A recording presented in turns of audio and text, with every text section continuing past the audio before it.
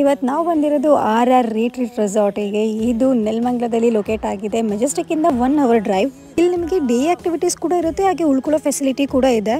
Sweet room with ಜಕೂಸಿ, ಎಲ್ಲ room ಕೂಡ ತುಂಬಾ ನೀಟ್ ಅಂಡ್ ಕ್ಲೀನ್ ಆಗಿದೆ, ತುಂಬಾ ಹೈಜೀನ್ ಆಗಿ ಮೇಂಟೈನ್ ಮಾಡಿದ್ದಾರೆ. ಹಾಗೆ ಈ ರೆಸಾರ್ಟ್ ಅಲ್ಲಿ 25ಕ್ಕೂ ಹೆಚ್ಚು ಆಕ್ಟಿವಿಟೀಸ್ ಇದೆ. ನಾನಂತೂ ಪ್ರತಿಯೊಂದು ಆಕ್ಟಿವಿಟೀಸ್ ಕೂಡ ಟ್ರೈ ಮಾಡಿದೆ, ಎಲ್ಲದನ್ನು ತುಂಬಾನೇ ಎಂಜಾಯ್ ಮಾಡಿದೆ. ಇದಂತೂ ಜೀವ ಬಾಯಿಗೆ ಬಂದಿತ್ತು. ಇದು ನೋಡಕ್ ಈಸಿ ಇತ್ತು ಅಷ್ಟೇ, ಆದ್ರೆ ಆಡಕ್ ಈಸಿ ಇರ್ಲಿಲ್ಲ. ಇವಳಿಗೆ ನೆಟ್ಟಿಗೆ ರೋಡ್ ನಲ್ಲೇ ಸೈಕಲ್ ಓಡಿಸೋದಕ್ಕೆ ಬರೋದಿಲ್ಲ, ಇನ್ನು ಆಕಾಶದ ಮೇಲೆ ಓಡಿಸ್ತಾವಳೆ. ನಾವು ಗುರಿ ಇಟ್ಟರೆ ಗೊತ್ತಲ್ಲ, ಗುರಿ ತಪ್ಪ ಮಾತೇ ಇಲ್ಲ. ನೋಡಿ ಹೆಂಗ್ ಬೀಳುತ್ತೆ, ಸೆಂಟರ್ ಅಲ್ಲೇ ಬಿತ್ತು. ಸೊ ಅದಾದ್ಮೇಲೆ ಮೇಡಮ್ ಅವರು ರಿಸ್ಕ್ ತಗೊಳ್ಳೋದ್ರಲ್ಲಿ ಬೇರೆ ಮಜಾ ಇರುತ್ತೆ ಅಂತ ಹೋಗಿದ್ರು. ಎಲ್ಲ ಬಾಯಿಗೆ ಬಂದಿತ್ತು.